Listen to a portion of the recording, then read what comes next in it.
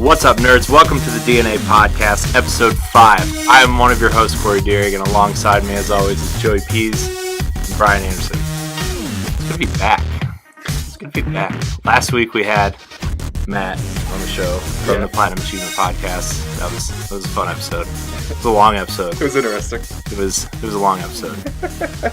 But he's a good guy. Brian, you're back. I am back. You moved. Yes. I was moving to a new house, so That's going to be exciting. yeah, I couldn't get away from that to come do the show. Yeah. Well, I'm excited. I'm excited to talk games. There's quite a bit to talk about. And like You're 20, always excited. There's always something There's always something to talk There's about. You're always something to excited, talk Corey. about. He's I know. always excited. It I can know. be anything, and he's just I just excited. love the show so It's much. Good. It's good. You need to. And I love you guys so much. You guys are my best There's friends. a lot of love in this room for games and each other. No homo. No. But anyways, what have you guys been playing? What have I been playing? Yeah. I've been playing a lot of Fallout. Yeah. Yeah, I'm still, like I just said, shocked that you posted the other day that you just can't get into it. I loved Fallout 3. I love New Vegas. I love all the, I've been a huge Skyrim fan. I know. How many times did you beat Oblivion? Seven or eight? Like 7 or 8 times. And that was like the first game I ever got on the 360. Yeah. So that was like my first, because to me that was, next gen at the time. Yeah. And that game was just so amazing.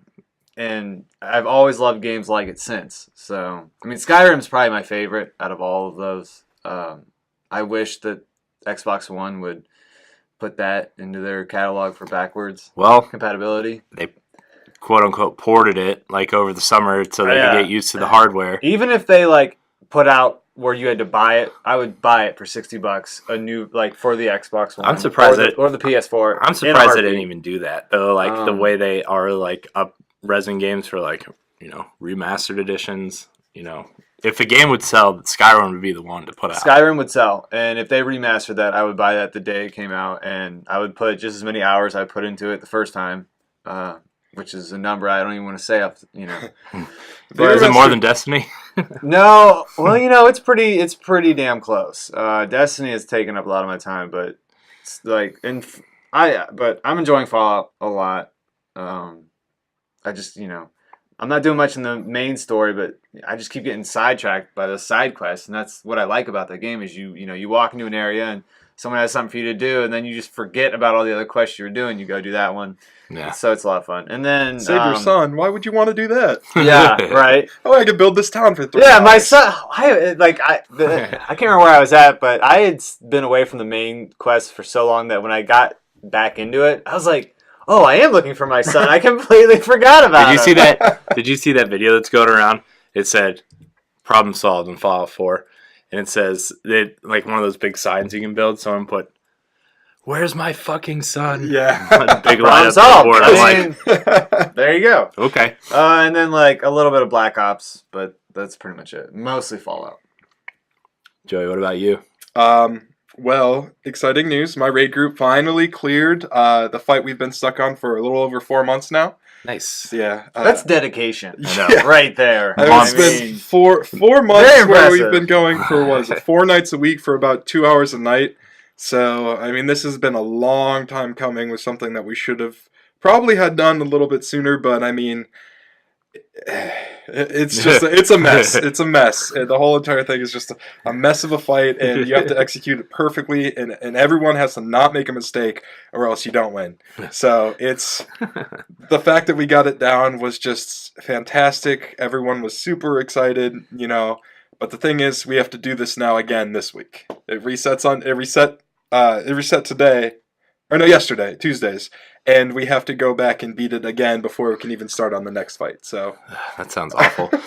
See, this is why we record the pre-show for bloopers for after the show, because you were just telling me that Bloodborne's a game you play to relax after Final Fantasy. Yes, I mean it is, because at that point I've played through Bloodborne so many times now that I know how to play it. I know how to beat certain enemies. I know how to beat all the bosses. So it's like, it's more just relaxing. I can just run through, kill things, level up, maybe find some new blood gems or whatnot, and it's not as stressful as the raiding in Final Fantasy. So yeah, Bloodborne is kind of my relaxing game right now. That's ridiculous. But other than that, I've been playing through Ori and the Blind Forest, which we've got some Let's Plays of that going up as I'm going through it. So feel free to look and watch that. Spoiler alert: the beginning of that game's so sad. Yeah. Oh, it is. Oh, At the very beginning, everybody just dies. yeah. Like Way to ruin it for me. Like you're gonna sit and play Ori and the Blind Forest. I'm not, but maybe one day. Yeah. So I mean, that was fun. I started The Witcher 3 as well, which was something I've been looking to get into for a while. And I got it for Christmas, and I just hadn't started yet. But I feel like I just don't have the time right now to devote to that. Like, it's such a massive game. And, like, even just the first couple hours, I really didn't do anything. Like, Yeah. it's like, it feels even bigger than Fallout, which when I got into Fallout, it was like, I don't know where to go from here. So, I mean, it's they're very similar in that aspect. But Yeah. The Witcher is a very different large than Yeah. Fallout. Yeah, Witcher 3 was awesome. Which is why Fallout is broken. Fallout is not broken. But like I said, if you've played any of those games, Skyrim, like Oblivion, They're all broken. Yeah. It's part of the game. I don't know how else to explain to you. Like, I've played them for so long that It's part of the magic. You come across something that doesn't work quite right, I and mean, you have to figure out a roundabout way to do some certain quest. And it makes you think. yeah, You know what super large open world game works really well? Xenoblade. Xenoblade Chronicles X for Wii U. Well, they Works great. It's flawless. Okay. I love my broken Fallout and Skyrim, and I will play those for hours and have to restart certain parts because it'll freeze on me or something. I will put up with that. For During how the great those final games are. mission, be careful to save before you go to the Institute. Just a warning, because I went there in Power Armor and it completely glitched the whole entire quest. And the only reason I could get through it is because I used console commands, and you can't do that on a console. So. Well, So careful when I you have go. no idea. Hopefully, by the time I get to that point, because I'm doing so many side quests, they'll just have it. They'll have something out for it. I know that it was a known glitch, so I hope that they fixed it, but I'm not positive. All right, I know Power Armor. If you use Power Armor, it tends to cause a lot of issues. I don't use Power Armor a lot. Okay, well, I'm more of you might be. I'm fine. more of a stealth. I like all my stealth stuff. Suppressors. I love how you can mod your guns in this one. I think that's super cool. I have like suppressors on everything. I have my gun nut perk leveled up so I can use, put all that stuff on my guns. And I'm all about stealth, sneaking around, one-shot kills. It's pretty fun. It's funny when you can actually get Power Armor that is camouflage when you crouch. Oh, you can do that. Yeah, all you do, you put a mod on it, and every time you crouch, it cloaks you. So. Well then I might start using Power Armor some more. Yeah, I have like so many fusion cores. It's not even funny, but I don't usually mess around with Power Armor. It's crazy. Yeah. Well, I've also been playing Diablo because I forgot to mention earlier because the new patch came out. So I've been messing. I'm going to start that tonight while you're cleaning out your apartment, and then when we get on Destiny later, I'll tell you how far I am. Well, I mean, you need to just like play through the story, and then I'll just power level you up so we can do rifts together. It's a decent story. I mean, as you people don't want to skip the story. It actually is good. As much as people gave like a bad rap to Diablo 3 when it came out, the story itself. That wasn't for the story though. That was for wasn't that all for like the real auction house? The auction house was what was terrible, but that's not a console thing, anyways. Yeah. No, it was.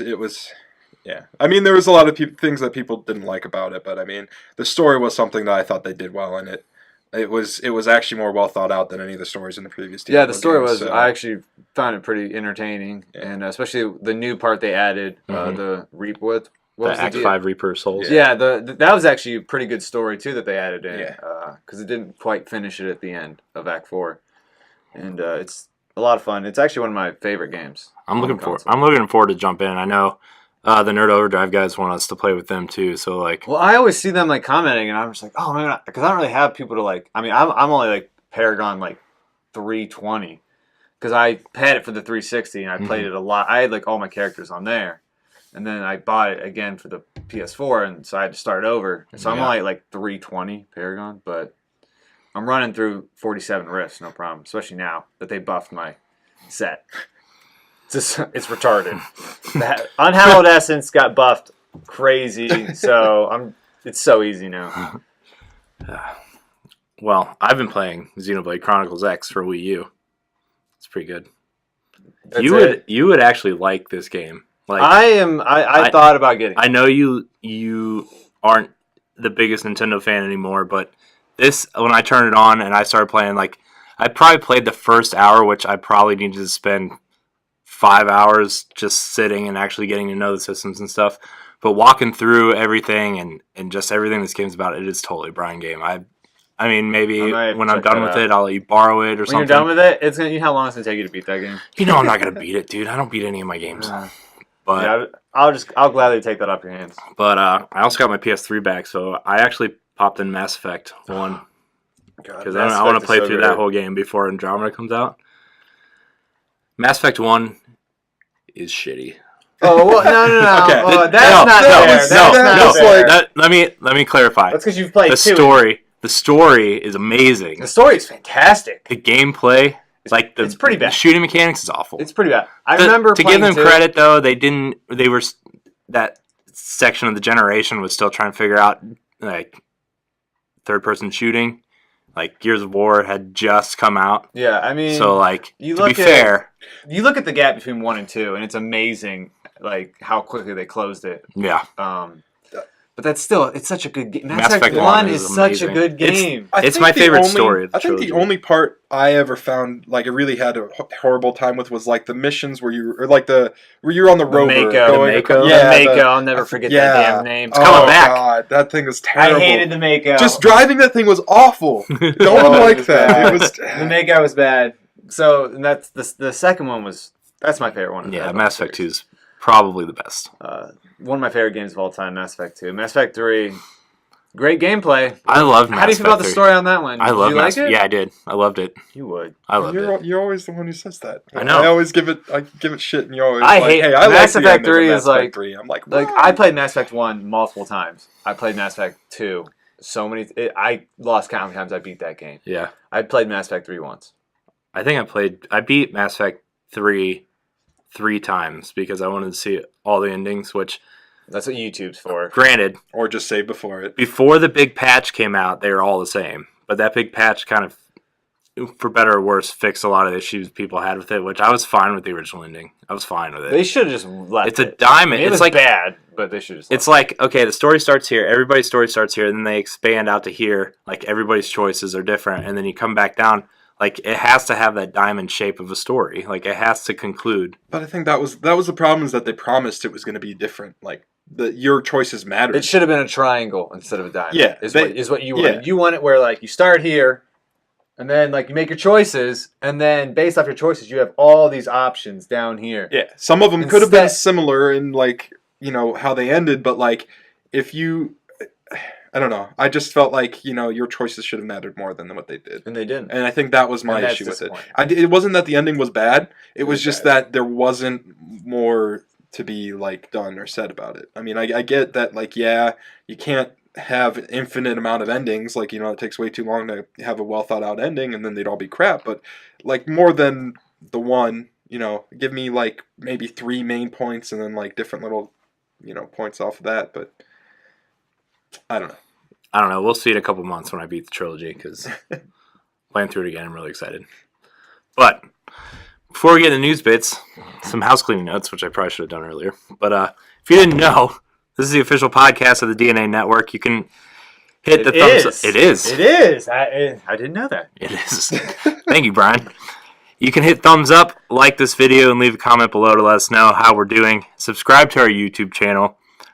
We're up 3 subscribers this week. Thank you to the new subscribers. I should have wrote your names down, but I didn't. So that's why we only have 3, because of stuff like that. Check out all of our new shows that are debuting this week. The show is going up on Thursday, because we're recording on Wednesday. So, Joey, your new show is debuting today. It's amazing. Is it the beer one? Yeah, the Toast the Beer ones are amazing. It's the one I have the highest hopes for, and judging by the debut of our other shows, this one's going to do well. Head on over to iTunes and rate our show. You can also find our show on Stitcher, SoundCloud, and the Xbox Store. Like the Digital Nerd Advocates on Facebook. Join our awesome community page. Follow us on Twitter at the DNA Network. Check out all of our merch on the Redbubble store. Buy a shirt, coffee mug, sticker, hoodie, bag, whatever you want. It's all there. I mean, there's stuff on there that I don't even know what's on there yet. So now, with all the house cleaning out of the way, we're going to jump into some news bits. One I didn't add on here that I want to start out with is Oculus Rift announced their price point. at $600. Yeah, I saw How do they that. do that? They say around 300, and then they go, "Oh, it's double what we said." It's because Facebook bought them, and then they could put more resources into it, so they can therefore sell it for more money. Well, Joey- I will not be buying one. Yeah, no, I mean that's So let's just go with that. That's how I feel. It's not going to be. It's going to be for maybe a few people. Like it's just the fact that it's going to be such a high price point. No one's going to be able to buy it, so it's not going to get the support that it would need to make that stuff take off. So it's killed from the get go with that price tag. Do you think PlayStation is going to undercut them significantly? No, You don't? You think PlayStation VR is going to be $600? it'll be 500. It'll be close. It's going to be somewhere close to that. It'll be very close. I mean, Yeah, that's what's going to kill VR then, because I think PlayStation VR needs to be either like between $300 and $400. That's what I was hoping that, like, if with that price tag of like around $300, then it would have been like it's something people can buy along with whatever they have for their system, because then they can, work like with it, because then you have these longer terms for consoles being out, so it's almost like instead of buying a console every 5 years, you buy your console, and then you could buy the VR kit instead of having to buy a new console for it. So I mean, it's like now that they're saying it's going to be even more, it's pretty much going to be more expensive than what the consoles are even. Like, Yeah. why? I don't think a peripheral for a console though should be more than the console itself. Right. That's my only thing with PSVR. Like, I know it comes with its own processing box and everything, but it still needs the PS4 to run, so it's technically still peripheral. So, I mean, I think it shouldn't cost more than a console. I think $400 should be the absolute most that thing should cost. I think the PlayStation 1 will be less than what Oculus Rift is, but I still think it's going to be more expensive than what people are going to want to pay for it. Yeah. I hope. I don't know. I was hoping with the Oculus being like that 300 price point, PlayStation would try to be like maybe undercut that a little bit, be like 250, like be what they were kind of aiming for. But the fact that this is just up there, they're like, oh well, no, as long as we're under them a little bit, people are going to be buying ours over that. So, and I don't think Sony's going to want to take a loss at all on VR. Right. Like, a console, you can take a loss on a console and sell it through software because we are all used to playing consoles, but VR is something different and new, and they're not gonna, if you don't sell the hardware, you're not gonna sell the software. So I don't think they're gonna bite the bullet and like sell it at a loss, because say you take $50 a lot, like loss on each headset, and you sell 1 million units, like that's a ton of money they're losing out on. yeah. So I don't know. I was interested in VR until they said Oculus is going to be $600, and if the PlayStation VR is anywhere over for like $350, $400, I'm not even going to bother with it.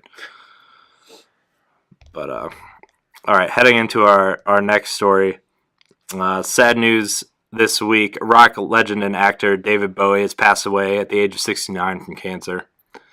So it's pretty big news. Yeah. Yeah, I wasn't the biggest David Bowie fan out there. I appreciated what he's done in his music and everything, and he was before his time. But I didn't even know he was battling. I mean, it was secret. I think that's what everybody thought. Nobody knew he was. But I do remember in an early Guitar Hero game playing Ziggy Stardust like nuts. That was like the first time I was really introduced to him, was like on Guitar Hero, and that was one of my favorite songs to play on there. So I thank him for that. Yeah. I just remember watching The Labyrinth. Oh gosh.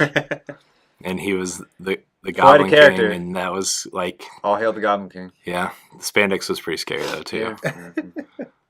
I just want to say that, but like that still remains one of my favorite movies. Like you, I wasn't the biggest David Bowie fan either, but like I respect what he did, and I understand what he did for the industries and stuff. But I know it's sad. Yeah, I know a lot of our friends are kind of taking it a lot harder than we are, but anyways, It's sad. yeah. Much more to say besides that. But. Got some crazy Rockstar news. Yeah, I just saw this. Their president, Leslie Benzies, I don't know if that's how you say his name. You or not. probably butchered it. I know, It's probably butchered the hell out of it. But Rockstar North president and lead designer of Grand Theft Auto since 3 has left the company. According to a report by Kotaku, Benzies, who has been on sabbaticals since the launch of Grand Theft Auto 5 nearly a year and a half ago, is officially done working for the company. Rockstar confirmed the departure in a statement saying, Leslie Benzies went on a sabbatical on September 1st,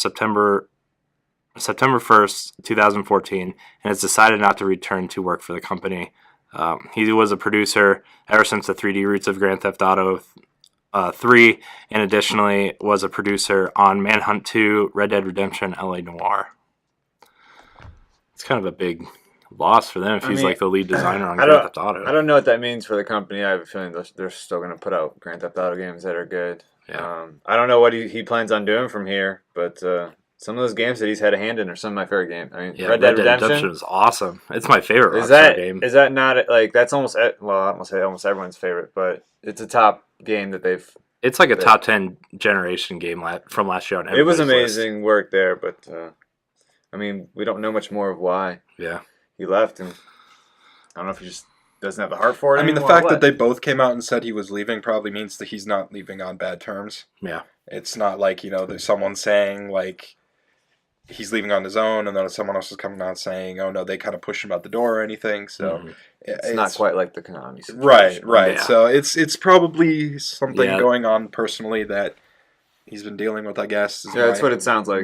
My guess on that situation. So. Sounds like he's got something going on. Yeah, maybe health. I don't know. So they said they wish him the best on his future endeavors. So I mean, like Konami obviously didn't come out and say that about Kojima. Right. No, if they did, I definitely missed it. So I think we all missed it if they did. Who knows? He's still on vacation, guys. Still on vacation. Yeah. Who knows? I mean, he could always come back. I don't think that they've closed the door on that. It's just you got to see where he wants to go. Moving into movies, Marvel chooses Creed director Ryan Coogler to helm Black Panther. Not surprising. It's been a rumor. Yeah, I mean, I had heard that so before they come out and said it. Did you see Creed? No. I kind of want to. I heard good things about it. Yeah, I heard it was really good. I think Sylvester won something. Yeah, he won like Best Supporting Actor at the Golden Globes. I mean, I liked the other Rocky movies. Hey, Paulie. Did he ever win Best Main Actor for anything? No, he's never won anything for Rocky. Are you sure? The movie itself won Best Picture, but he's never won. I'd consider that a win for him. I mean, because he wrote the script for Rocky. I mean, the fact that the movie won, he won. I mean, he. Yeah, okay. I see. I see what you're saying. Yeah. John Boyega says Episode 8 is much darker and Finn is more physical than Episode 7. I would hope he would be. I mean, he was kind of a pussy. Yeah. But that was his character arc, and it made sense in the movie. It's good that they're saying it's more physical because then that means he's not paralyzed. Because that was something I was worried about after he got hit. Because he gets sliced in the back with the lightsaber. I mean, but I mean, technology, right? So they should be able to fix I guess, they can. If you can lose limbs and you can come back, I think a lightsaber to the back. I think he's fine. Yeah, I mean, maybe he's got robotic legs. That'd be cool. You mean like Darth Maul? Yeah, Darth Maul's supposed to have robotic legs. Did you see those things though? They're I'm just saying. They're ridiculous. They're not normal. I don't know. People they should have brought Darth Maul back. I thought he's canonically not dead. That's what I'm saying. Wait, seriously? Yeah, he's not dead. He's in Clone Wars and Rebels. He has robotic legs. He's his mother found him or something. Yeah, someone found him. His mother and his brother. I guess who were kind of badass. It would have just been it'd have been cauterized, and he wouldn't have technically bled out or anything. That's right. I don't know, but anything is possible, right? Like Boba Fett, maybe he's gonna. I don't think so. No, you don't think so? Damn. 339 days till Star Wars, guys. Until Rogue One. Yeah, I was gonna say. Someone had posted, I think, 500 and some days on Reddit the other day, and I'm like, no. Why? You know what's amazing with the Boba Fett fascination is she never kills anybody on screen.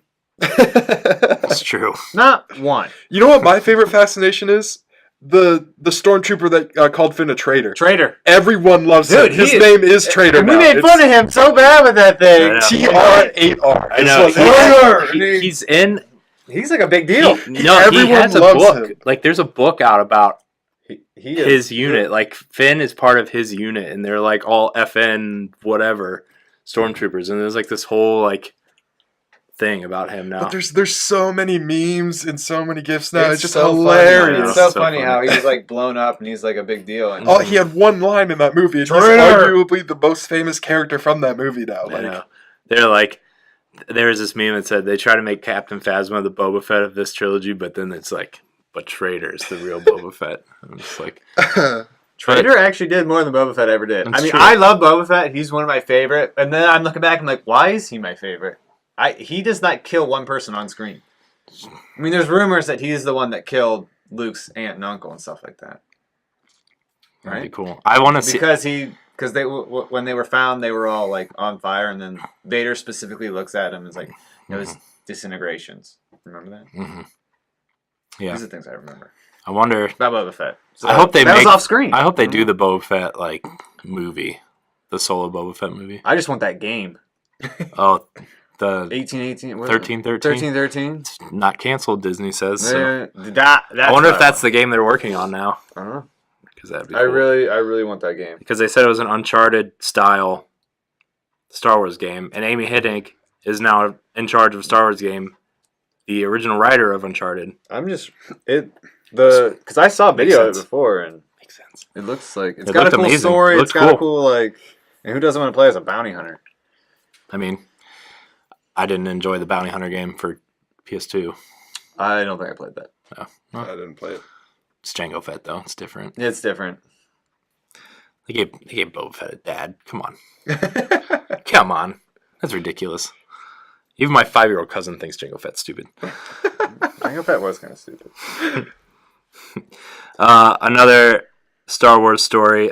J.J. Abrams says that the parallels to A New Hope was intentional and that he does understand the criticism coming from that. So, I mean, it's understandable. I don't think he would have done that and looked at it and been like, these aren't similar in any way. Like, he knew what was going on there. So, I mean, him coming out and saying it was intentional was no surprise to me. I mean, yeah, I really don't care right. that it was.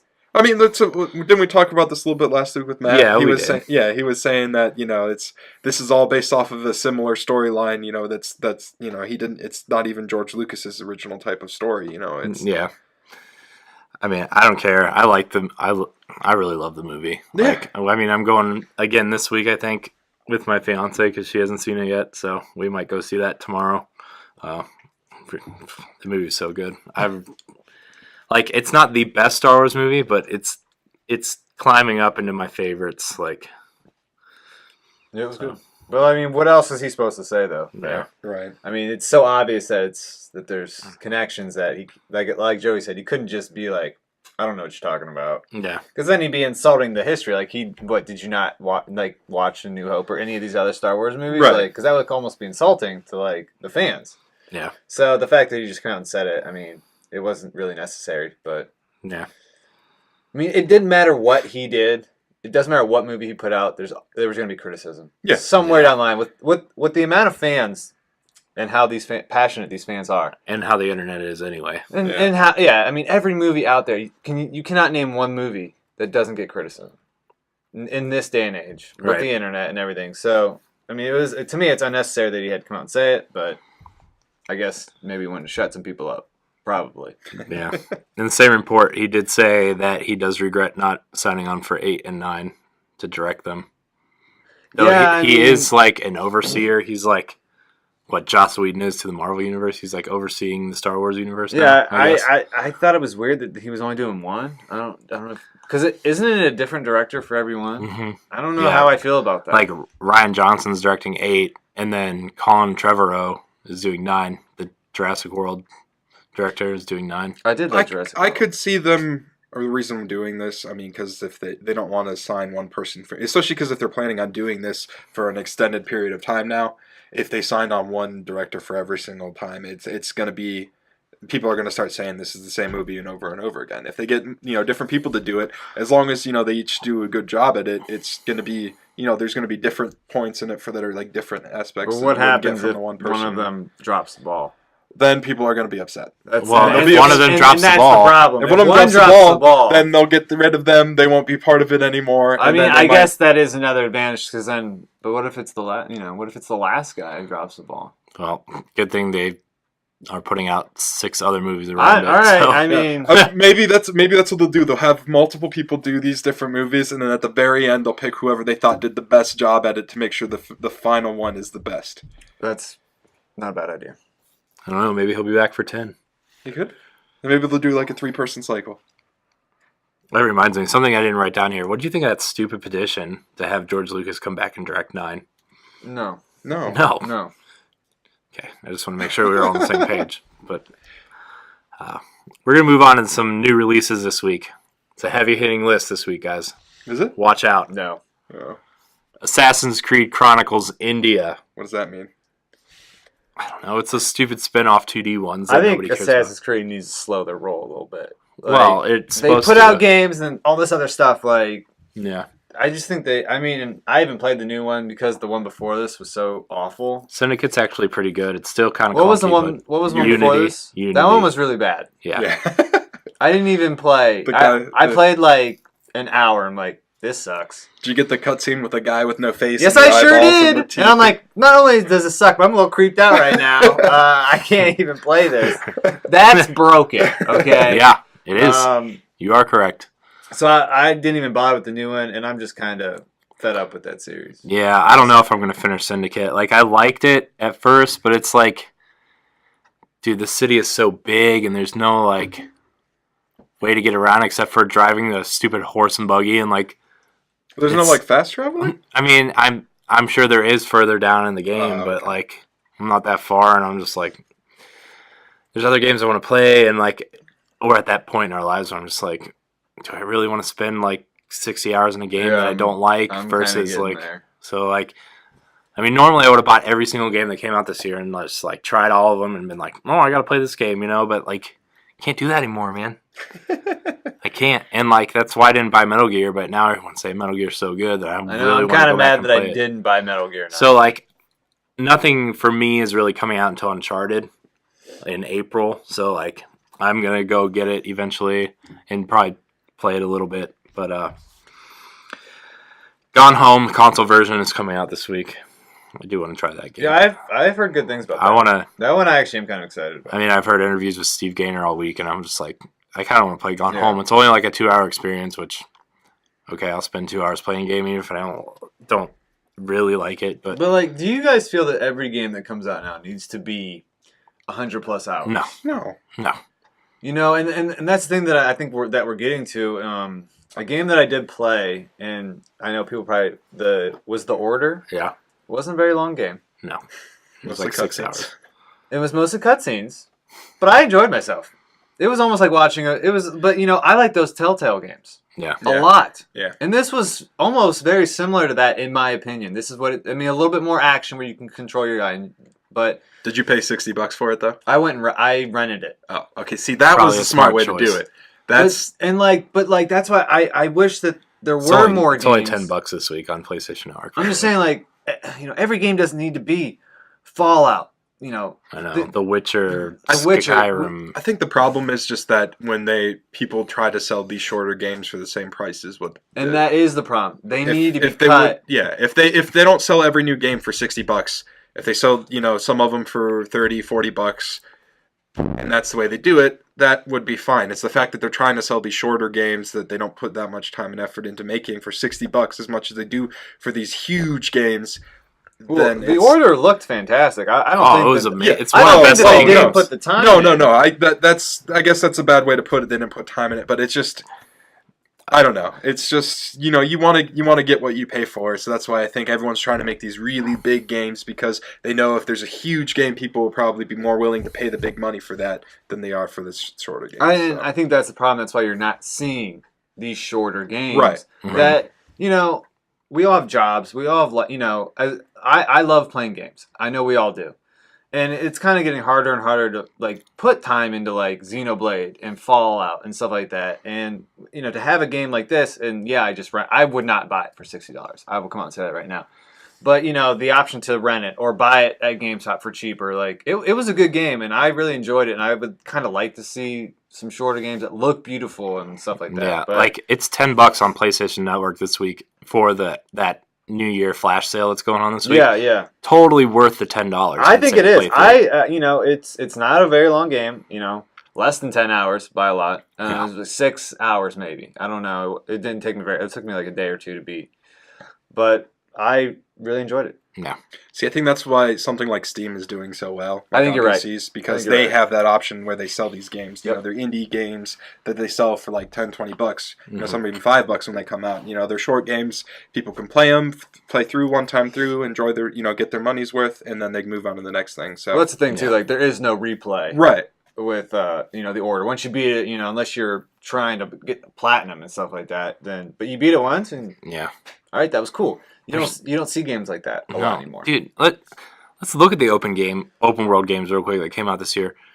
What is Monster Hunter is that open world sort of? I mean that game takes a lot of time out of you. Yeah. So The Witcher, Metal Gear, Batman, Metal Gear, Xenoblade, Fallout. There's one more, wasn't there? Tomb Raider. I don't know if I would consider Tomb Raider. I mean, that's a big game though. It would probably take you at least 50 hours to complete everything. I mean, you're seeing more and more games like it. Yeah, and games that weren't usually open world. Metal Gear, Mad Max. That was the other one I was trying to think of. That one was okay. Yeah, I mean, it wasn't. I like driving the car around though, blowing stuff up. That's fun. But my point is Just Borderlands, Just Cause 3. I mean, I think the longer we sit here, the more that we'll think of. Right. The point is that's clearly where games are headed. I don't because those are the games people want because they want the time. Yeah, and when I sat down, they want what they're paying for because games are expensive. I sat down to play Uncharted. I'm like, this is kind of nice. It's just kind of like this narrow alleyway, and it's telling me where to go. And then there's these big areas where there's a giant firefight, and then you move on to the next area. It's kind of nice. People don't like that anymore. People don't want the game to tell you. You don't want to be told how to play a game. I mean, I mean, but they could have you play these games that are story driven that they're in linear without having to tell you how to play the game. I mean, I could give you the basic controls and whatnot, but I think the problem is they always hold your hand through this first 30-minute mission that's the tutorial. Yeah. Well, that's because they've taken out tutorials where before you get in and be like, oh, here's a tutorial on how to play it. Now the first level and every game is the you can't skip it. You can't skip it. There's no way. and that's just how it is now. Every game, the very first thing you do, it's telling you what to do. I just thought of the opening scene of Gears of War for some reason. Oh gosh! Yeah. Instead of doing, do you want to take this path or this path? Yeah, it says tutorial this way. It says, "I'm ready to kick some ass," and then you just go fight guys, or you can go through the half-hour. See, that's kind of nice that they have that option there. Yeah, they did that in The Witcher, which I enjoyed. Yes. It was do you want to? I think the first part was do you want to race Ciri down to the to the training ground, and then it was you could do that or not, and then it's do you want to go over the basics, fighting? You can choose to do that, or you could just. So I actually did do it in that game because The Witcher's a complicated game. I played The Witcher 2, and The Witcher 3 has I don't know I've never played 1 or 2. Oh my goodness! 3. I know you think, and I think my brother even said the combat's terrible. I was like. You need to somehow get your hands on Witcher 2. I've played The Witcher 2. The combat was awful. The combat in Witcher 3 is way better, but I still think it's bad. I still think it's... Well, it's clunky, but I mean... I still think... Okay, bad's maybe the wrong... But it could be improved. It's been improved. I mean, I actually enjoyed the combat because of I got through Witcher 2. I beat it. Witcher 2 that feels more realistic the way that Witcher 3 combat works than what Batman or Assassin's Creed does. Because Batman or Assassin's Creed always those games. I feel like it XXXX triangle to counter. You're untouchable in those games, right? That's what I'm saying. At least in the Witcher, Witcher 3, it's a little more complicated. Yeah, and you have to actually kind of move around in certain situations. You don't have everyone just circle around you, one of them attack at a time. That's what bothers me about Batman and Assassin's Creed. Where there's 40 guys surrounding you, and they're all just attack you one at a time. They're all and then you hit slowly, one guy, and then one guy comes up behind you and a crowbar out of nowhere. Yeah. He's from behind you, and all you do is your guy somehow magically fling. Yeah, you're in the middle and punching. You're like, nope, I'm gonna do this instead. I don't know. Yeah. I mean, I love those games, and I like that I feel badass as Batman. Like, Yeah. but The Witcher 3 like is a little more realistic, and you're gonna get hit. You're gonna take damage. You have to use your powers and stuff like that. I enjoyed it. Okay, where were we? New releases. Okay. I don't know how we got there. Somehow, you said "Gone Home," and then we went from there to that. So, another indie game that's finally coming out this week. That Dragon Cancer. Dude, that game is. Talk about a sad game. I don't even know idea what it is. It's one developer. Cancer in the title. It's usually not good. One developer. His child was dying of cancer, and this is how he wanted to tell the story of their fight with cancer. I heard about this. And the kid has since died, but they finally finished the project, and it's like I watched someone streaming it last night. I was just like, I can't watch this. It's terrible. Like sad, terrible, not like bad, terrible, but. Rebel Galaxy is coming out on Xbox One. Plants vs. Zombies Garden Warfare 2 beta. Yes. I enjoy those games on my like iPad and stuff, but the shooter, like this is the shooter. This is the shooter. This isn't just like Plants vs. Zombies. No, this is the shooter. That's so ridiculous. So didn't they have that like already on the consoles before? I think that was just like this one. Is the second one. This is because they have a second Plants vs. Zombies. Okay. I played that over at Brian Long's house before. Yeah. He had it on his Xbox One, and we sat there for like an hour playing it for no reason. It was pretty fun. Yeah, you ran around as plants and shot zombies. And yeah, some people I talk to, like Josh Brandt from the Life of Gaming podcast, I know him and his son play that game a lot, and like that's kind of like their version of Splatoon. Yeah, I could see that. I could see that. That's like the kids. Oh, that's cool. My kid's first shooter or whatever. Yeah. All right. But yeah, because I mean, you have like the different plants you can kind of pick from. Each of them have like their own special ability. You know, like the one can run around and like heal other plants, and the other ones they just run around and shoot out bigger artillery things. And I mean, it was interesting, and it was. This one has Mass Effect armor though. I played the game. Yeah, no, that's the game that like. Yeah, I like that down game. the little plants and then shoot across the screen. I like that. I like that. It's a good time. That's a good time killer, right there. Dragon's Dogma Dark Risen, did that already come out? This is for for the PC PC specifically, I think. So okay, I'll let you tell us about that next week. I'm probably not going to get it. I've never played a Dragon's Dogma game, so he's not going to tell us about it. And then Oxenfree, which is another indie game that is getting a lot of buzz. I don't know, but Ollie Oxenfree? Is it about the plague or something? I don't know what it's about. I just know it's getting a lot of buzz. But we're going to take a quick break. But when we come back, we're going to take a look back at our favorites of 2015.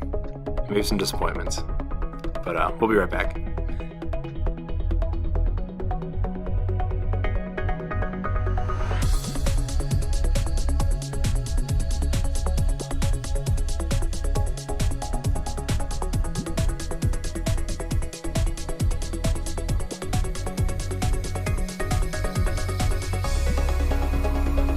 Welcome back to the DNA Podcast. It's time to get into our topic of the week, 2015 in a nutshell. A lot happened this year. It's kind of a good year for everything. Some things were a little disappointing. We're going to talk about those things. We're going to talk about our favorite moments first. Gaming. We all played a lot of games this year, and there's a lot of pretty sweet moments, like scoring that first goal in Rocket League. Or like Tomb Raider, when I was playing last week, I killed the bear. Killing the first bear in Tomb Raider is amazing. It's amazing. But that was last week. That's not 2015. But I mean, this is my second playthrough. But the game came out in 2015, so it counts. This is my second playthrough. Oh, okay. So you killed the bear before. Yeah, before you level. Was it as good the second time? Killing the bear the second time? Actually, it was, because what I did was, like, there's this cave where the bear comes out, and, like, you have to run away from it the first time. But then during the level, you circle back around this area, and you have to kill the bear to get to the next area. And, like, you're supposed to lure it out with poison bombs. So I threw, or poison arrows. So I shot it with poison arrows. It was, like, stumbling and stuff. I shot it with 2. Didn't kill it. And I ran out of poison arrows. Man. Bears are big. I know. But, like, it started running after me out of the cave, so I started, like, sprinting out of the cave, and Laura's real slow because it's snowy, and you're trudging through the snow, but the bear's really fast. And I turned around, and the bear was like right up in my face, and I shot it in the face with an arrow. It's on the Let's Play. It's amazing. It's amazing. I'll have to check that out. It was amazing. I have the game. I just haven't opened it yet. Oh my gosh, Tomb Raider's game of the year. My game of the year. Really? Yeah, Rise of Tomb Raider, game of the year. Well, you're kind of jumping ahead there. I'm sorry. I just had to get it out. But what were some of your favorite moments in gaming this year? I mean, some of my favorite moments was just because I really enjoyed Witcher 3, which I know I've said a lot, and just exploring the world and doing all that stuff in that game was one of my favorite moments, was just playing that game. Even though the game is kind of a letdown now, but just playing Destiny with you guys, like getting this together. I mean, it wasn't a letdown when Taken King came out. No, I'm just in like getting all that together, and the group that we've created and doing raids with you guys and stuff like that. Because before I was raiding with people that I would meet just on a site or something, like just for a quick raid. Never played with them again. Like, to create these groups that we've played with it's made that game better for me. And that was my favorite moment, was just playing Taken King with you guys, beating the raids, doing everything that you can do. And for me, that was just a lot of fun. Yeah, getting back into Destiny was like, I'm not gonna lie, before the Taken King came out and we started Weekly Strike, it was kind of like, I don't really know what I'm doing because I haven't played for so long. And then like we started playing together, and we did Crota, and then we did Skolas, which was amazing. I know it's still your favorite part of that game. I hated Skolas. See, that was one thing that was really nice for me, because I had never done any of the raids in Destiny before. Like, I think I had entered the Crota raid just because I knew there was that one chest you could run to at the beginning and open it, so I had done that a couple of times. But other than that, I really had never been in any of the raids, so that was something that was really cool for me, was when I got the Taken King and started playing with you guys, and I actually got to go in and actually do the raid, and it was actually relevant content at that point, so I was able to actually get gear instead of being like always behind for not being able to do the raid and whatnot. Yeah, I was really tired of being behind in that game, and now like I can't be behind because like I'm almost to 320. Well, I mean, it's just great. It's a lot of fun. Yeah, it's just great being ahead of everyone else, isn't it? I know, it's so amazing. But this year is when I met my raid group in Final Fantasy too, so that was a big deal for me, I guess, because this is a group of people that I really enjoy playing with. Usually, you play video games with people, and it's kind of like you'll meet up with them like just to play games. Like, usually, anytime I've been in a raid group before, it was pretty much I get on, raid with them. Once we're done with the raid, I don't talk to them ever. These people are actually people I'm pretty much like friends with now. Like, we are talking constantly outside of raiding, where we have a chat thing, we use Telegram, and we're constantly talking in that. We'll get on and just play other games with each other. They're the ones I play Rocket League with whenever I play Rocket League. So I mean, that was something that was awesome for me, was actually meeting a group of people I enjoy playing games with and whatnot. Yeah, that always makes games better, because that's that's why I what stopped it's playing. about. I mean that's what I met. About. I started playing Destiny with you guys. I started playing games with other people on Final Fantasy and whatnot. So I went from having like a group of people that, like a small group, maybe like 4 or 5 people I played with. Now it's more like I've got like 10 to 20 people I can just hop on and see if someone wants to play a game. Mm-hmm. So yeah, I mean that's why I dropped off Destiny in the first place, because you were really the only person I knew that played Destiny, and I was like into other games at the time, and like, but that's also why I enjoy Destiny so much now, is because of our group that we've. Yeah, that's probably my favorite moment of the year, was just putting these raid teams together. Yeah, and I'm also surprised at just how much Destiny I played. Yeah, I was surprised by I thought you would have fallen off again, and you didn't. You kept playing every week with us. It was pretty crazy. I went to the tower last week, got my gifts. Got my 15 motes and 15 that strange coins. I thought they'd give us a gun, man.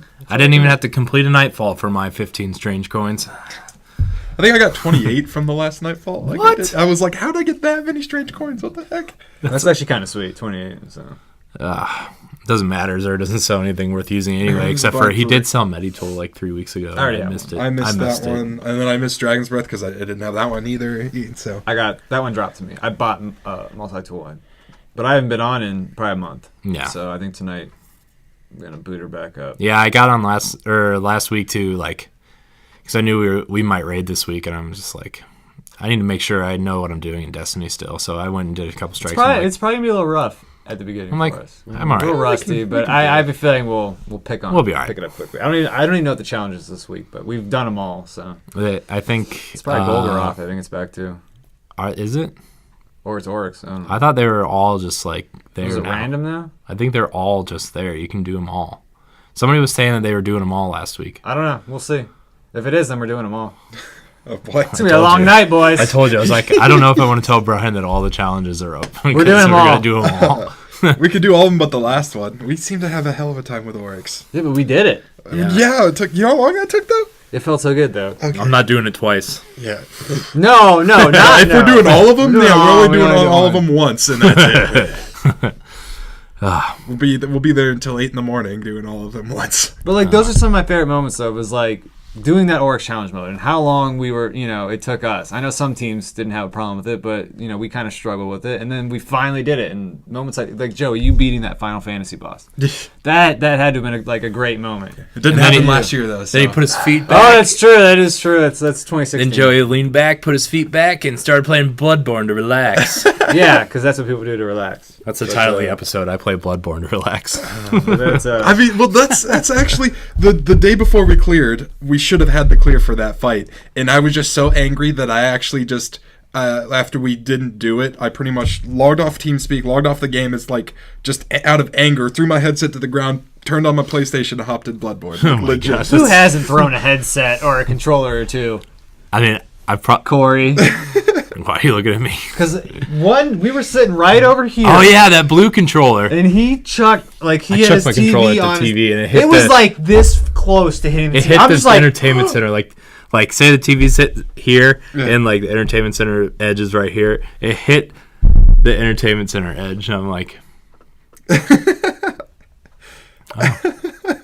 probably shouldn't have done that. No, that was scary. I was scared for you. I was playing Assassin's Creed. It was Assassin's Creed. I was like playing the first one. The first one, and the very last fight. I'm like, I'd been working on it for like 3-4 hours at that point. I'm like, It was pretty funny. this is stupid. It was pretty I was funny. like, what is going on? And I threw the controller. And then the next day, of course, I've tried it and beat it in 15 minutes. I mean, he didn't just like casually throw it. Like He it was like a chucked it. fastball. It was terrifying and hilarious at the same time. Oh, But I think that's probably it for games there. settle down. Coming next week.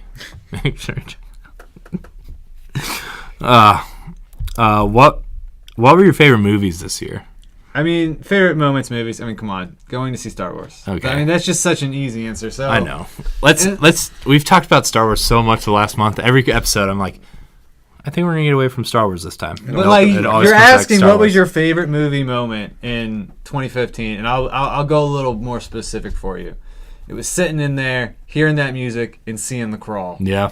And so the whole beginning scene was just so great. Like, I don't care if it was Yeah. like just a copy from one of the other Yeah, movies, yeah, but and- it was just so great. Like, I seriously, I was watching it, and like as I saw this, the destroyer ship to just hover over, I seriously chuckled. Like, I just laughed out loud because it was like, this is so awesome. I You can't like help like it. a I couldn't giddy help little it. girl, I like contained my excitement because it was just so like, oh but, my god, just this is sitting there, awesome. like, Dude, we waiting got with there the early, anticipation. and I was like, I think this is the first time I've ever been nervous to see a movie. Yeah, Like, yeah, I was pretty nervous, but and that was kind of like the first time it kind of like really crossed my mind. What if this movie sucks? What if it's not as good as I want it to be? What if it's not everything I hoped and dreamed it would be? And I'm like, okay, it was fine. It was good. But yeah, for me, it was just hearing that opening music, seeing that crawl for the first time, not even like knowing what it was gonna say. Yeah. Like, because every other one, like, you can almost like know it word for word, at least on the the first three of the prequels. I don't know what they say because I don't watch them that much. But you were actually reading the whole thing word for word because you wanted to know, and that for me that was a really cool moment. Yeah. Gosh, Star Wars so good. But not going Star Wars because I know like you want to talk about this and stuff. Like, I don't go see a lot of movies.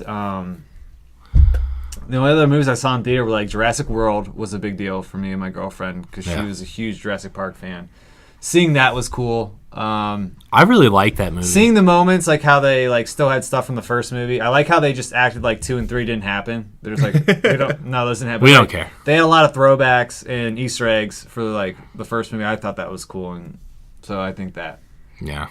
Probably. I really like Jurassic World. That was probably the only other movie I really was really excited to see this year.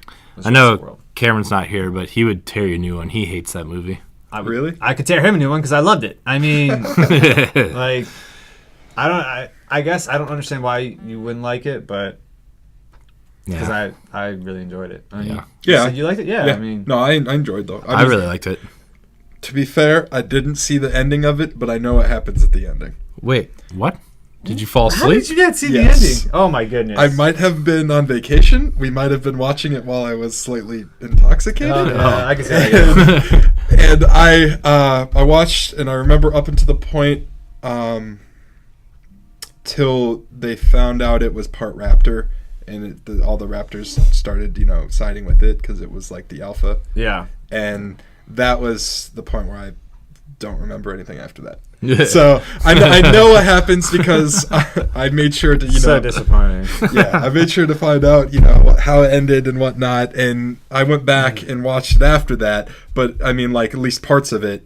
So I mean, I got the whole movie, but not all at once. So. I mean, and then part of it for me is I'm a huge Chris Pratt fan. Right. Ever Yeah. since Parks and Recreation and Yes. stuff like that, and the fact, and I thought he did great. Yeah. In that movie, and that was another thing that I really enjoyed. So. I mean, I guess the only complaint would have been the Indominus Rex was a little... I don't know. I wasn't crazy about that dinosaur, but... I mean, it was cool, like, conceptually, but, like, I don't know. I'm not going to sit here and pick apart this movie. I liked it. I liked it a The only thing lot. I didn't like is they can splice all these animals together to make this, amazing dinosaur. Like, what? How is that possible? They just found this out of nowhere. Like, Well, I mean, yeah, maybe that's a topic for a different day, but... Yeah. I mean, gene splicing, it's part of the movie. So. right, but I mean, I could see like a couple things, like two together. But I mean, what it was like, they did like cuttlefish. They did, like, took raptor, like, the frog, best parts. frog, the best parts of like 20 different animals and splice it together to make one. It's like, Well, they've perfected it. They've perfected the gene splicing. oh, okay. Yeah. Okay. Don't read too much into it, Joey. Okay. It's a movie. It's a movie about bringing dinosaurs back to on an life. island. Yeah, they're bringing dinosaurs back to life. How realistic can it be? in an amusement park. Yeah. Yeah, I mean, you got to take it for what it is. Yeah, I understand. One of my favorite movies of the year was Mad Max. Mad Max was... It seemed like you either loved it or you hated it. Yeah, I didn't see it. that's what I got from a lot And of people. I personally enjoyed it Yeah. a lot. I was like, it took me a minute to realize like this movie is being shot different than most other movies. Like it reminded me of like an 80s action movie, like the way it was shot. Like it was, I don't know, I just really liked it. And like I hadn't really seen any of the other Mad Max movies. They're good. You should watch them. Well, I'm going to now, but like I wasn't even planning on seeing Mad Max.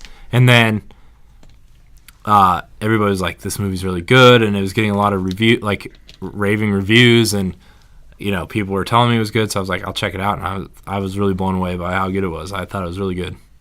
The car combat stuff. Oh, I mean, it was one of my favorite movies of the year, and that was to the point of where like I only saw about like 6 movies this year, and that was one of them. So that shows you, what I thought of it going into it. Yeah, I probably saw less than that, but yeah, I also really like 007 Spectre. See, I didn't go see that. A lot of people. I'm not a crazy James Bond guy. Yeah, I don't like Daniel Craig as James Bond, which I've been ripped so many times for saying that. My dad and I are big James Bond guys. Yeah, so I mean, my parents are. I have friends who are obsessed. Jared is obsessed with James Bond. I like Pierce Brosnan, and I saw all those ones. I just haven't. I just don't know why I don't like Daniel Craig. I don't know why. It's understandable. I mean, these movies are way different than all those movies. Yeah, they're just like they're more grounded, I guess you could say. The other ones were a little more cheesy. Yeah, like in a way. that was the Like, appeal, all was of the them, cheese. and that's what I liked about them. Is, the villains were really cheesy. Like, and now like I don't know, the fact that it's more serious, which I can see why people would like it, but it's just not for me. I'm like one of the only people on the planet that thought Spectre was like really good, but I can't even comment on it. I don't know. I really liked it. I thought it was. I mean, it was a stupid James Bond action movie. That's what I went in expecting. I didn't expect like everybody says Skyfall's like this masterpiece of cinema or whatever. I didn't like Skyfall. I'm like, okay, Skyfall is good, but like, I'm going to see James Bond for things to blow up and like. I miss his like real cheesy gadgets and all that stuff. And... Yeah, Pierce Brosnan's still my favorite James Bond, but I don't know. I do like the Daniel Craig movies, but. What about you, Joey? I've never seen a James Bond movie all the way through. No, I mean, like, your movie. What's your favorite movie? I mean, probably... I didn't see many. I saw Star Wars pretty much was the only one I actually went and saw in theaters. I mean, I saw... Like, it's Jurassic World. I didn't even see all the way through the first time. So, I mean... He only has one option. It's Star Wars. Star Wars was I only the saw best. one movie, so let's just go with that. I guess I'll insert the Star Wars video here for Joey. Yeah. But, you guys watch... I mean, I saw Avengers, Age of Ultron. That was... I'll get into that later. It was... I enjoyed it for being, a superhero movie and whatnot, but it was nowhere near as good as what I was hoping it was going to be. Yeah. I mean, it let me down a little bit. I mean, to say the least about it. It's just... I don't know. Yeah, I'd say the bigger surprise was Ant-Man. Yeah. Which I didn't see yet, so... I thought Ant-Man was Ant-Man was than what Avengers. I think people thought the Avengers, No, I'm not saying that Ant-Man is equal to the Avengers, but in terms of how good that movie was, I think it was kind of flopped. Yeah. I thought Ant-Man was better than the Avengers, which we'll get into that later, which I guess that'd be one of my favorite movies of the year, too, actually, because I wasn't going in expecting it to be as good as it was, and it turned out to be I don't think a lot of people were. I mean, a big surprise. If you go in with an open mind, you're not expecting too much, which is why some of these movies, Avengers, Star Wars, can fail when you have these huge expectations. Yeah. What about TV? What was your favorite TV stuff this year? Game of Thrones. Anytime, I don't watch a lot of TV. Yeah, I don't either. Myself, but the one show that I do watch is Game of Thrones. And this last season was... It's not my favorite season to date, but a lot of good stuff happened. I mean... I still need to watch it. I don't know if you guys... I don't want to spoil anything just in case you do start watching, but, let's just say I'm very excited for the new season to start up. There were some very cool moments that happened in there. Yeah. I don't want to give away too much. For me, I'm actually a big Doctor Who fan, at least New Who. I heard this season was really good. It was phenomenal, at least compared to the last season. The last season, I don't know if the way that they were trying to write off Peter Capaldi as the Doctor was kind of iffy at first, and then his interaction with Clara, because Clara was kind of like, she didn't trust him as the new Doctor because she was used to the old Doctor's face and, the way he acted, and this Doctor was way more serious and didn't care as much about saving everyone. He just wanted to make sure he got his job done. He was, apparently he acts a lot more of ways that the old Doctor acted. And I think it was just the fact that they were still trying to do the kind of new, quirky, kind of weird, goofy kind of Doctor, but with an older kind of gruff guy, so it wasn't working as well. But then they finally, this season, they made it work, and it just, the way they did it, just everything just flowed right. I think the writing all around was better for the episodes and whatnot, so it just was a better show all around this season. I mean, they still had the same, the Doctor and Clara together. And so, I mean, it was like still the same actors, but you could tell they worked better. I mean, there was a whole thing like this season that they did where it was like she was trying to get the Doctor to be more sincere about things. So they had flashcards that he would pretty much read from when like a tragedy happened. Someone lost someone in their family. She'd pretty much like pull out these cards, flip through them real quick, hand him. He'd go, sorry for the loss of your loved one. He/she/your pet or something like that. So it was just like they played along with the. He wasn't as nice as what the other ones were, and they made it work well. And they ended it on a nice note, too, where, spoilers, Clara isn't going to be with the Doctor anymore, but they didn't completely get rid of her outright, which I think was a good thing to do. There's certain people that they had to just completely write off. They didn't really ever kill anyone, but I mean, like Rose, when she got like pretty much lost in a different like universe, someone else, they can't see the Doctor, or else their brain's gonna explode if they remember anything, things like that. This one, it's more like she can come back and see the Doctor, help him out, but the Doctor actually doesn't remember who she is. They erased his memory of her, and now she's off actually in her own TARDIS doing her own thing with someone else who's like an immortal person. So she can come back every once in a while and do whatever she wants, but I mean, I liked the way they ended it with her. Doctor Who is one of those shows that I've kind of been like interested in jumping in and watching. But like it's one of those There's shows so where much you now. don't know where to jump in because there's so much to understand about this show. If you start just with, I'd say at this point, don't go back and watch the old Doctor Who's unless you want to after you see the new ones. Because you don't need to watch those to really understand. They give you enough from just the new episodes to understand what's going on in it. So if you start from where they rebooted it, I'd say that's the best point now. I mean, even though that first season is, at least that first episode is terrible. Yeah. I mean, you just start watching it and you're like, how does anyone enjoy this? If you can get through that first season and you don't absolutely hate it, then I feel like you'll end up loving it at the end. Okay. So, I mean, but it's a long, now it's real. I mean, even just the new part is 9 seasons long. There's 13, 14 episodes a season if you count the Christmas special that they always have at the end of a season. So, and these are 40, 50-minute episodes. So I mean, like, it's a long thing to get into. If you have the time, it's definitely worth your effort. But I mean, yeah, I'm just looking for something to watch while, like, because my fiance goes to bed at like 10 o'clock, and like I'm usually up either playing a game or editing something. I want something to watch, like, while I'm editing or playing a game, like that background, not like background noise, but like, I mean, I like to multitask. You could do that. So, I mean, I watched a lot of it while I was just playing video games. I mean, on my PC, I've got one thing going on here and Netflix over here. They're on Netflix, right? Yeah. Okay. Yeah, at least up through season 8 is. Season 9, you have to wait a little bit, but once they start season 10, then they'll put season 9 on, and you can watch it there. So. Right. TV for me, I guess I'm really like, at first I was really down on this show, but Supergirl is actually kind of growing on me. I haven't watched it yet. And like, it's like, at first it was kind of like, oh my gosh, this is really cheesy and like really bad, like worse than the Flash and Arrow started, like way worse than that. But like, there's a big reveal in like the middle of the first half of the season, which was like the one guy is really Martian Manhunter, and the episodes after that reveal have been really, really good. And like I haven't watched the new episode yet, but I heard that episode was really good. And like I don't watch a ton of TV. Like I watch Flash, Arrow, and now Supergirl, and then like my fiance and I have shows that we watch, but nothing like really fun for me to talk about on this show. But Supergirl is like the one TV show that I was really surprised by and actually really started enjoying. I think my biggest surprise was Jessica Jones. Yeah. I didn't think it was going to be that good.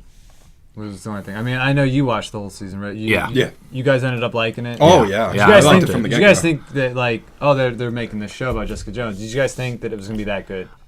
I went in like expecting, like, I didn't watch it right when it came out, and everybody was saying, "Oh my gosh, Jessica Jones, amazing!" And I heard so much of that I was going, I'm like, what if the show isn't as amazing? What if I don't like this show as much as everybody's saying? Am I going to be disappointed? But like, I ended up loving it. Yeah, I thought it was fantastic. That was one of my favorite moments. My two things about Jessica Jones is it started out kind of slow. Yeah.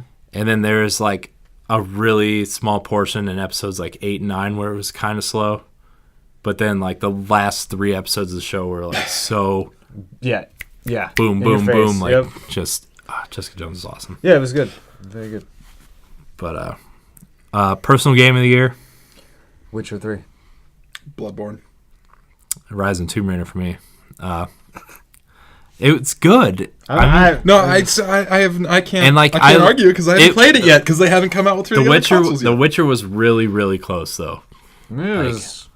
I enjoyed the past ones, and now, granted, I haven't played Metal Gear yet, which I do plan on getting to, but I was debating for a long time: is The Witcher my game of the year, or is Tomb Raider my game of the year? And I just think The Witcher, like, there's so much to do that sometimes it doesn't flow the way you expect it to, whereas like Tomb Raider kind of just, I think it flows better and the mechanics are better. But so that's kind of why I was like, Tomb Raider's my game of the year. But movie of the year, I think it's almost safe to say we all say Star Wars. Well, the thing that's not fair, I have been busy lately, and Quentin Tarantino, my favorite director, I took you to see Django Unchained the one day on Christmas. I forced you to go with me. Yeah. I usually always go see his movies. I haven't got to see Hateful Eight yet. But that probably would have. I mean, I don't want to say it would have beat Star Wars, but that probably would have been up there for me. Yeah, we should go see that. Because I love all his movies. Yeah. So I don't think I've ever not liked one of his movies. that's the thing. Like, obviously, I have favorites. Yeah. Some there's ones that you think there's some that like I'm not crazy about. But every movie he puts out, I end up loving. Mm-hmm. So I'm a little mad at myself that I haven't seen it yet. All right. So now that we've talked about our favorite things of 2015, what was your biggest disappointment in 2015 in terms of games? Well, I think mine is, and, I even though I've talked on the show that I enjoy playing this game, I would say that Battlefront is my biggest disappointment. Just anytime you have a chance to do a game with the Star Wars universe, like, you expect big things out of it. Mm-hmm. And I think it's fun. I think the multiplayer is great. They don't give you a lot of content, though. There's not a lot of guns. There's not a lot of maps right now. Now, there is, obviously DLC going to be coming out, but they just really haven't given you a lot. They don't have things from the past ones that I did enjoy, like the space battles where you were fighting in space and you could fly into the other ship, or you could attack their giant Star Destroyers and stuff. I miss that. I don't really care as much about the single player because they don't really always ever have that. So I expected that, but I would say that one was I still like to play it, and just because you like a game doesn't mean it can't be disappointing at the same time. Yeah. And that was probably it for me. It's just I feel like they could have done so much more with that, but yeah, I agree with you. I think they could have done a little bit more with it, though. I mean, it's still fun. It's still in my rotation, especially for multiplayer games. I still love to play it, and I have a group of friends that I play it with now, and it's a lot more fun, obviously, when you have other people. But we'll see what happens with the DLC. I mean, because they're gonna come out with more maps and more weapons and more heroes and stuff like that. So there's some room to grow, and I think if maybe the DLC will fix the problems I have with it. Yeah. For my biggest disappointment of 2015, I'm the same way with you for Battlefront with Halo. Yeah. Halo's campaign is the reason why I play Halo.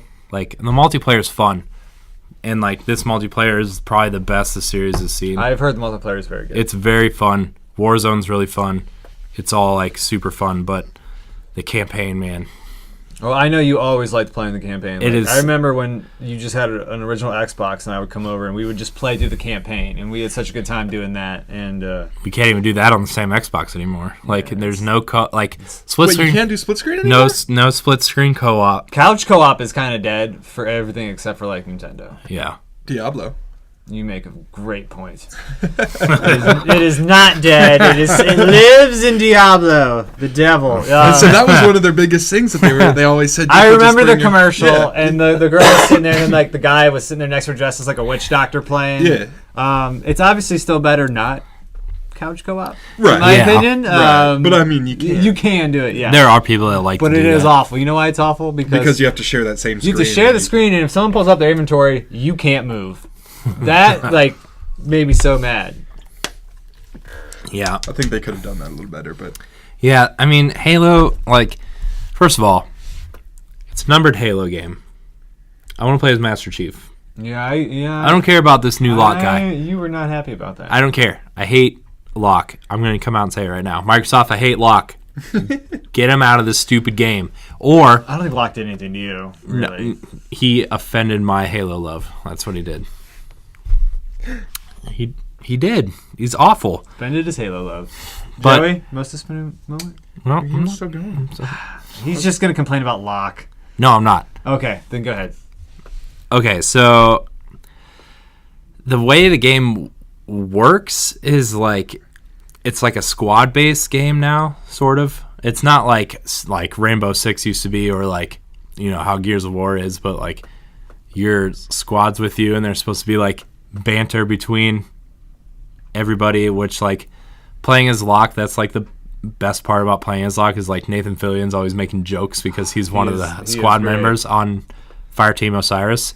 And when you get to Chief's team, he's blue team, which these three members of blue team have been missing for however long this series has been going on, and they don't give you really any backstory, any conversation between Chief and these other Spartans, they're just like, instead of like getting to know Linda and Kelly and I forget who the fourth one is, but like Caboose.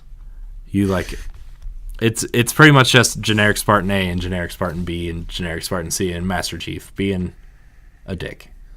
Wow. And I'm just like, I want to play as Master Chief for all 15 missions, not just 3. And then the big twist at the end, which I'm not going to spoil it, but was pretty kind of like really confusing, like in a really bad way. Like, why did they choose to go this direction? Not like the plot was confusing, because the plot was pretty easy to follow, but like, why did they go this direction with this game? It disappointed me, but we're gonna. I could not tell. Don't worry, I have a whole show dedicated to my disappointment of Oh, Halo coming next week. Didn't already happen? Yeah. Don't doubt it. No, like the new show. Oh, okay. Yeah, That's a good one for you to do, show. yeah, it is. It's It gonna might be like an hour long of you just ranting, but it's it'll be good. Joey, what was your most disappointing moment? Even though I really enjoyed it, I'm gonna say Fallout 4 was just the fact how much they dumbed the game down. It just felt like, I mean, they added things in it that made the game cool. They added the whole settlement building. They had the whole the like gun modifications and that kind of thing. That was awesome. That was what they should add that kind of stuff in. But then they took out the whole interesting dialogue points. Like every single choice you make in your dialogues, like conversation, like it just seems like it's the same thing, just either you're being sarcastic about it or you're being nice about it. Like there isn't really much difference between what you're saying, whereas like before, like I don't know. And then it's like your stats don't change that at all either. In the other games, you could run around with like a lot of like strength and no intelligence, and your guy pretty much was an idiot. Like just ran around and like tried to fight people was pretty much like what all the conversations pretty much led to. Like one of the options I remember, I just saw this the other day on Reddit because someone else was complaining about this. The guy, like, because your strength was higher than 7, the legit an option was, I can't hear you. I have too much muscles in my ears or something like that. Because you're just trying to, be an asshole to this person. Just say but that was the only option if you had that much strength. And they don't have any kind of options or anything kind of like this in this game. So it's like your stats really have no effect on how your character acts whatsoever. You could have a really stupid character, but he acts the same way as if he was, highest intelligence. So it's like, your stats really don't matter that much anymore. They took out the whole entire point system when you level up, so you don't like level up things the same kind of way. It's all just based off your perks now. And then it was like, and then the whole companion system, that doesn't work as well anymore. It's like harder to figure out where all your companions are. Like you have to pretty much go to each of your settlements that you might have accidentally sent them to at one point to try to find them. And sometimes they're just like hidden in random direction, or like random spots. Like Dogmeat's hiding in a doghouse behind this random house, and you can't. It's hard to find them. And I don't know. I mean, overall, it was a fun game, and I enjoyed playing through it when I did. But I have no reason to go back to it. There's nothing fun for me to do anymore. It's gonna be the same game as if I played through it, the first time as I had to go through the next time. Like, yeah. What about movies? Any disappointments in movies? I only saw the ones I wanted to see. I mean, Avengers was a little bit disappointing for me. Yeah. I mean, that was the biggest. I mean, that's, I think, well known throughout. I mean, it was, like I said before, it wasn't a bad movie, but it just wasn't as good as I was hoping for it to be. Yeah, I agree with you. I didn't think it was bad. I just feel like it was another one of those Marvel stepping stone movies to what's coming, and I'm just like, I'm kind of tired of that. Whereas like Ant-Man wasn't that at all, which is why I'm surprised I liked it so much, is because it wasn't just a stepping stone movie. Yeah, the villain in that movie was kind of a throwaway villain again, but like, I don't know. It was a really cool kind of heist movie where like it was really different for Marvel to do. I'm gonna say another one that the whole series of movies I was just kind of tired of was the Hobbit. I loved Lord of the Rings, and we all had to read the Hobbit in school, right? So we all knew the story and everything. And I don't know if I was just worn out on that whole world at that time, but I really didn't enjoy any of those movies, really, especially the last one. I just couldn't really get into them. And yeah, I saw part like you love the high fantasy setting more than I do. Like you love Skyrim, you love Lord of the Rings, you love stuff like that. I love those types of movies, and like I just could not get into Hobbit. I like Lord of the Rings as like as a set of movies. I think they're good movies, and I appreciate what they do. But I couldn't do the Hobbit. I don't know, like I couldn't connect with the characters. And they just spread it out too long. And then they added in characters that weren't even supposed to be in there. Yeah, and I don't like they spread it out too long. I didn't think that one needed to be 3 movies. It was the shortest of all of the books, and they made it into 3 movies. And they made it into 3 movies. They dragged it out way too long, had stuff that they didn't need, and I think it just pissed me off more than I was like, oh, this is kind of a cool part that they're adding. And I was just like, this is dumb. Like, why are they having this? Why are they floating down a river for an hour? Like, okay, well, that was exaggerated, but that movie, you know, I'm not even trying to put it in the same world as Lord of the Rings because of how much I love those, and like I cared about all the characters, and they made you care about them and what was going on. It's almost a Star Wars thing. I couldn't care about the dwarfs that were with, you know, that they were with. I just couldn't find myself caring about what happened to them. Yeah. Like when one of them died, I was just like, okay. But like when stuff was happening, like in the Lord of the Rings, like you were like concerned for him, and that's when I go to a movie, I want to like feel a connection with the characters, and I didn't have it in The Hobbit. Yeah. I think I felt the most sad was for the dragon when he died. And I was like, that was kind of sad. Like, but that was it. What about TV? Any disappointing TV this year? Besides the 3rd season of Arrow, which was really bad. It wasn't terrible. Dude, it ended. It was bad. Although they did come out and say they were going to use Harley Quinn in a storyline, and they had to rewrite the whole second half of the season for like, and like, I don't know how TV schedules work, but like they didn't have enough time to make a proper second half of the season. So like that's kind of where they went with that, but I don't know how much I believe that. Because like Warner Brothers is using Harley Quinn in the movies. Yeah. And they like at that time they were like, well, you can't use our like the movie characters we've set up to be main characters in the movies for like your TV show or whatever, because we're using Harley Quinn and she's important to the story, whatever. Now I guess that's off the table, but I don't know. It was weird. What about things we missed this year? What's the biggest thing you missed this year? The biggest thing I missed? Yeah. Like that I didn't take part in? Yeah. I mean, I think for me it'd be Metal Gear. See, I didn't play Metal Gear. There was a lot of games that I didn't pick up or that I still have. Like I finally started playing games that I didn't, like Batman and stuff like that. And that's very recent. But you know, I didn't get Xenoblade, or I didn't get to play Until Dawn, which is a type of game that I'm very interested in, and haven't picked it up, had any chance to even like get a chance to get into that. And that's a game I love, those types of games. So it's just more of movie wise. There wasn't the Hateful Eight was what I missed. Yeah. I dropped the ball on that one. For me, I'd probably say The Witcher. I have it now, and I started playing it the other day, but I mean, I didn't get it until Christmas and didn't start playing it until, the other day. So I missed all of that through, most of 2015 there. So. Yeah. Did you get it on PC? Yeah. Does it look pretty? Yeah. Really jealous. You're gonna. I can't play it on the max settings because I'm a little bit behind hardware-wise on my computer now. So just download more RAM, Joey. Oh yeah, that's exactly how I feel. That is one game that I could not have missed. Like I couldn't miss The Witcher. Like that was one game that I had to get and had to play. That was my one. I have to play this game. Yeah. I don't know why I didn't get Metal Gear though, because that game. Well, like I'm not a big Metal Gear guy, but like that game looked amazing. Yeah, you were talking about it before it came out, so I was kind of surprised you didn't get it. Yeah. I think wasn't there a point where you were like, which one should I get, Metal Gear or Mad Max? Yeah, and I got Mad Max instead. It's kind of a mistake now. Well, I mean, I just seen the movie. 2020, I just seen the movie, and I was like really up on. Yeah. I was on Mad Max high. I do have to say, I'm glad you got Mad Max, because then you got to play it, and I got to beat it. And it wasn't the greatest game I've ever played. I didn't like how you had to press L2 to jump.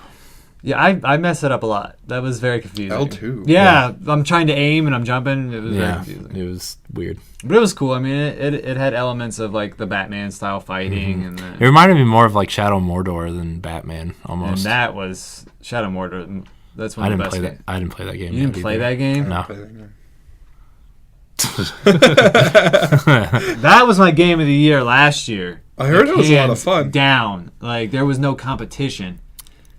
that is one of the best games out on the system right now. I'm telling you, it's fantastic. I believe you. I'm very disappointed. I'm very disappointed in both of you. I'm sorry. Anything else we want to talk about before we wrap up? I can't believe you guys haven't played Shadow of Mordor. All right, we're gonna wrap. So good. We're gonna wrap up this episode. Thank you so much for joining us on the DNA Podcast. You can find our show every Thursday on iTunes, SoundCloud, Stitcher, and YouTube. Remember to rate us on your podcast service of choice. Like, subscribe, and share if you're watching the video on YouTube, which you should be. Remember, you can check all of our content out right here on YouTube or on digitalnerdadvocates.com. Follow us on Twitter at the DNA Network.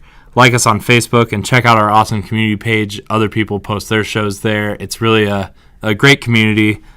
Check out our online store on Redbubble. Just search the DNA Network, and you can buy bags, shirts, hoodies, whatever. And thank you so much for joining us this week. And until next week, we're out.